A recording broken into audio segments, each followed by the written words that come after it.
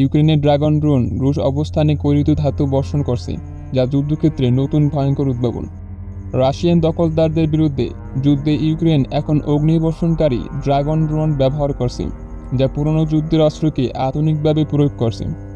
বুধবার ইউক্রেনের প্রতিরক্ষা মন্ত্রণালয় এবং অন্য সোশ্যাল মিডিয়ায় পোস্ট করা ভিডিওগুলোতে দেখা গেছে ড্রোনগুলি নিচু উচ্চতায় উড়ে রুশ দখলকৃত এলাকায় গলিত ধাতু বর্ষণ করছে। এই সাদা গরম মিশ্রণটি অ্যালুমিনিয়াম পাউডার এবং আয়রন অক্সাইড দিয়ে তৈরি, যাকে থার্মাইট বলা হয়।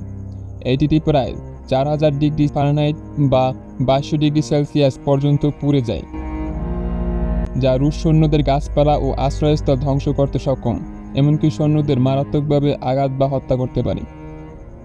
ড্রোন থেকে থার্মাইট ফেলার সময় এটি আগুনের মতো দেখায়, ঠিক যেন ড্রাগনের মুখ থেকে আগুন বের হচ্ছে,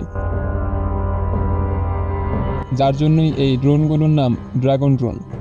ইউক্রেনের 60তম মেকানাইজড ব্রিগেডের একটি সোশ্যাল মিডিয়ার পোস্টে বলা হয়েছে, স্ট্রাইক ড্রোন আমাদের প্রতিশোধের ডানা, যা আকাশ থেকে সরাসরি আগুন নিয়ে আসে।